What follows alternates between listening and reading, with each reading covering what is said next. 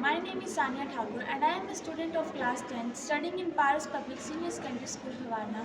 I am standing here to deliver a topic on French Revolution. French Revolution 1789 to 1799 was a period of radical social and political upheaval that ended the monarchy and established the new republic fundamentally retrieved France. It also inspired the idea of revolution worldwide.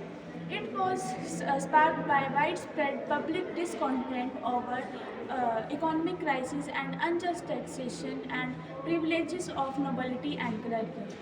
The key events of revolutions are regime of terror and also a storming of Bastille. After all this leading to the rise of Napoleon and all this also established the Enlightenment idea of liberty and equality and fraternity over Europe.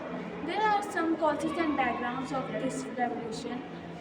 First, economic crisis. France was abandoned upon the large economic crisis of expensive wars and also including American Revolutionary War. All these taxes were paid by the third estate, social inequality. The National Assembly was divided into three estates: first nobility, second clergy, and third common people.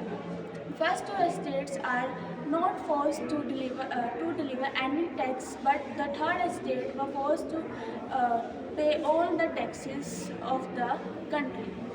Uh, there are some key events of this revolution, like the estate journal. The king of uh, the king of 1789, the Louis XVI.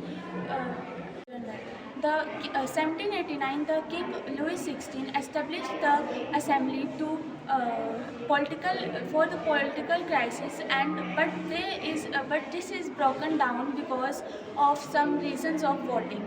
But all this led to the state to make the National Assembly. Rise of Napoleon. After the revolution, the rise of Napoleon began, and all this began to the rise of new era. There are some legacy of the revolution of old order. After the revolution, all the estates were combined, and all the citizens of the France get the equal privileges and also uh, undergoes in the equal uh, uh, political rights.